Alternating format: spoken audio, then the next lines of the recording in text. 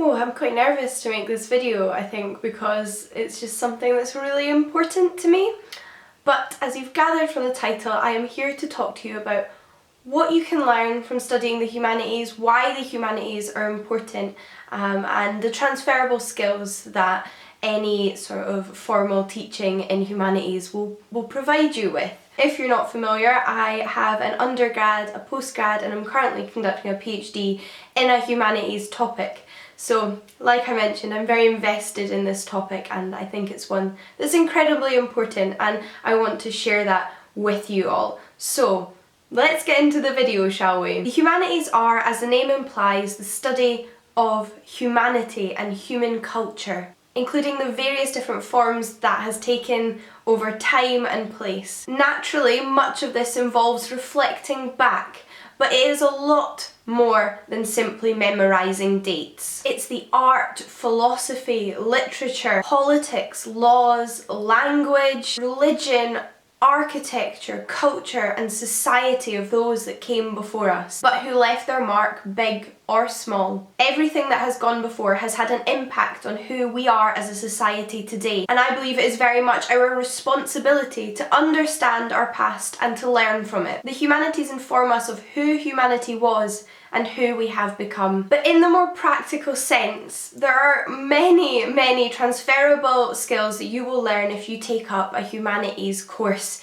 in school or in university. These are skills you can then use if you want to continue the study of humanities or work in arts and culture and history, or you can take to your job at a publishing house or an advertising company or PR, charities, to name but a few of the careers some of my fellow cohorts from university have gone into, and not to mention just into your everyday life. The most basic of those is of course the art of writing. If you're studying humanities in an English-speaking country, a full grasp of the English language and the way you can use it and construct it, and it can be best applied to sharing information. I thought I could write before I did a humanities degree, and that's not to say I was absolutely atrocious, but if you look at the way my writing has grown, both in writing academic writing, but also just in copy that is accessible to everybody, and even fiction, since having done my humanities degree, the development is mad. It's amazing. It's so much better. But even more than just simply writing,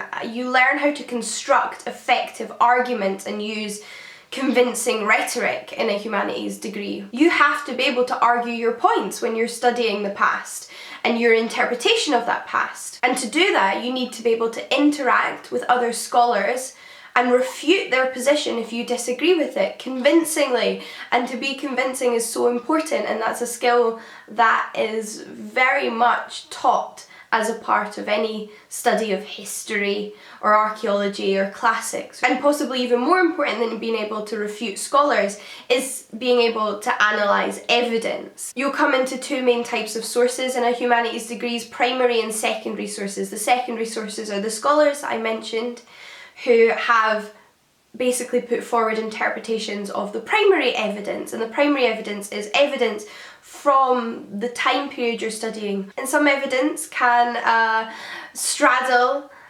primary and secondary if it, say, is still ancient evidence if you're studying antiquity, but is actually from hundreds of years after the period it's talking about. And you have to learn the different biases in all of these sources, the value of each of these sources, because primary and secondary sources have different value. In using primary sources, you get to know a way of recording information that is very different from yours, which hones your skill in interpreting and learning from sources that are not necessarily written in a way or constructed in a way that is familiar to you and that you would use in your everyday life from your culture. And then that can be applied not just to evidence and sources from the past, but to sources in the contemporary world, but from very different cultures from yours.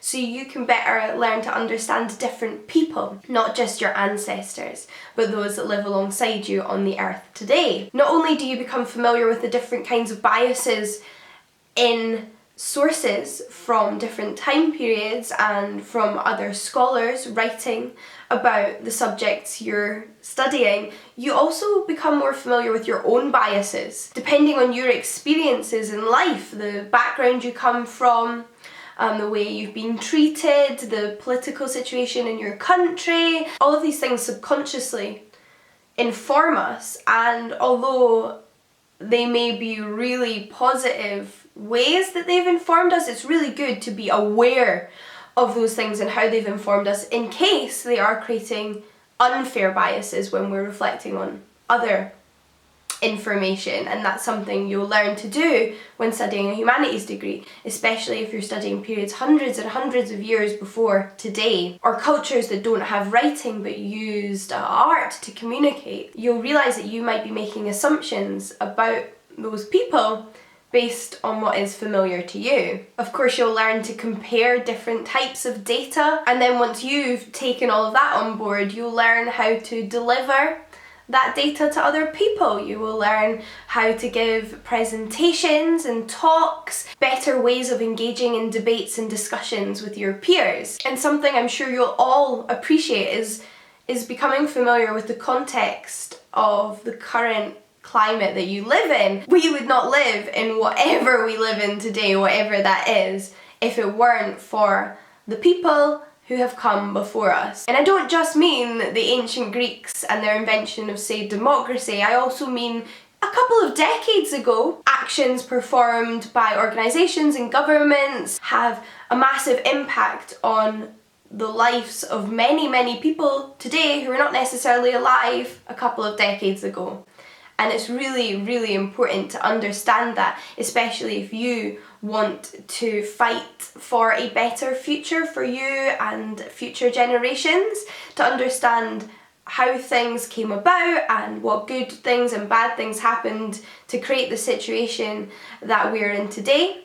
Positive and negatives, and to effect change, it's really important to understand how changes have come about in the past. And something else my friend actually said to me recently was how much more visually aware you become of your surroundings, and she's someone who particularly focused on art history, and it changed her perception of the world she walks around in, not just noticing big grand buildings, but small building projects and the way art, physical architecture and physical art have impacted the world we live in today. And that also made me think about how much my study of antiquity and classics have influenced my interpretation of the world as an adult compared to as a child, because these things have so much influence on our modern culture, art, language, literature. Our modern world is riddled with references to my period, and I'm sure so many other historical periods if I was more familiar with them. And more simply, things I'm sure apply to most university degrees but equally apply to the humanities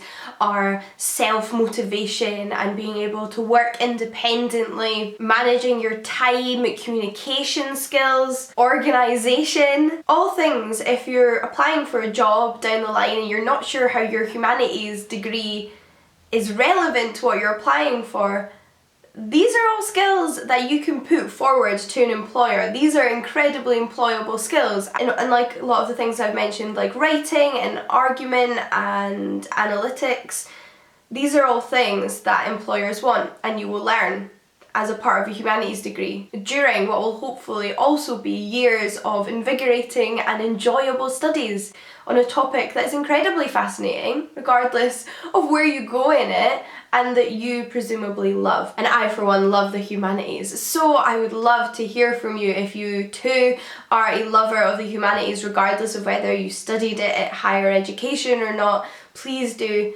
leave comments about what it is you enjoy and think is important about the humanities. It's something I think we really need to work hard to protect. But until next time, guys, happy reading, and I'll see you all again soon. Bye!